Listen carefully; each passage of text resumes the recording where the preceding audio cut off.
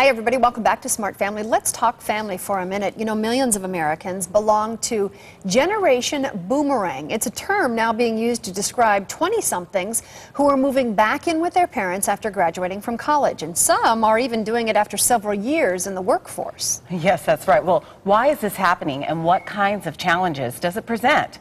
Well, we hit the streets to find out. A lot of people I know, are moving back in. They move out, they move back in. It's a tough job market right now. I can understand coming out of school, not being able to find a job, and there's really no other option. You have to go back in with family, and right now, with everyone, whether you're just graduating school or not, a lot of people are turning to family. There just isn't enough jobs right now, which has sparked like this huge movement for entrepreneurship. So I think it's a push for kids to get back.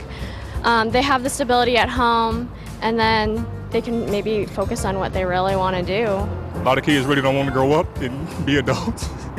When you don't have that stable income, then you start being scrappy. We all remember what it was like when we were 18 living with our parents. Imagine being 22, 23, 24, in my case 26. I'm a totally different person, and I don't really want to conform to their rules anymore. They still want to be parents, and it's understandable, but I don't need a parent anymore, and so it'd be difficult to try to mold my life to theirs. I would rather be out on my own than being at home with my mom. Not that I don't love my mom, just I would rather be out on my own. I think there's a mentality of, you live at home and you're with your parents, and so to overcome that stigma of like failure almost. But it's not. It's a common thing, and if that helps you get back on your feet and get a new job and get out there, then that's what you need to do. Everyone needs to survive.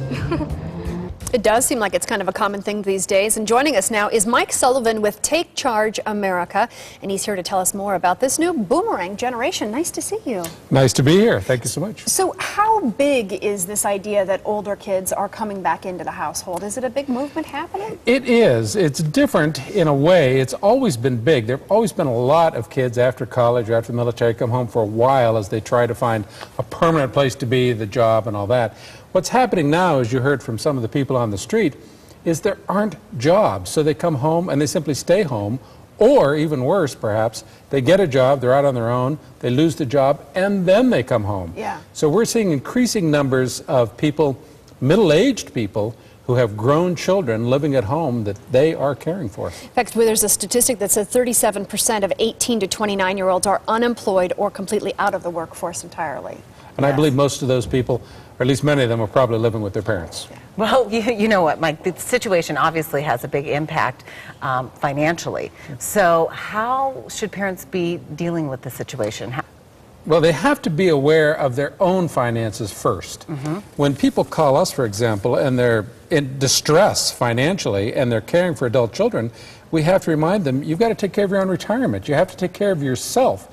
And if you're caring for an adult child financially, you're not doing what you need to do for you, and you're probably not doing what you need to do for that young adult person who needs to develop responsibility and their own financial well-being. So parents need to take care of themselves first. Yes, but also take care of the kids by letting them be independent. You actually had this situation happen 3 times, 3 unique situations with your children. I did. And in all of those cases, you had one thing in common, and that was a contract. Tell us about that. Exactly. With each of my children, I decided early on, as I have with most things with my children, to put it in writing.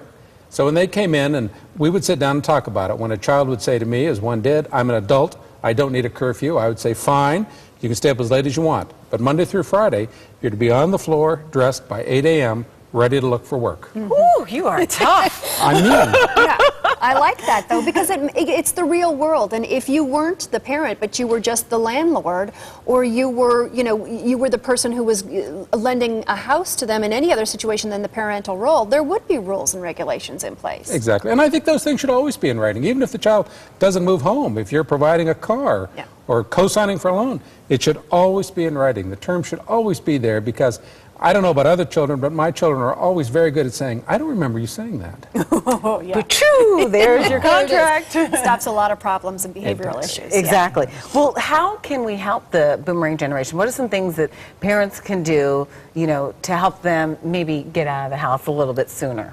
Well, of course, you have to force them out. First of all, you have to be realistic with them.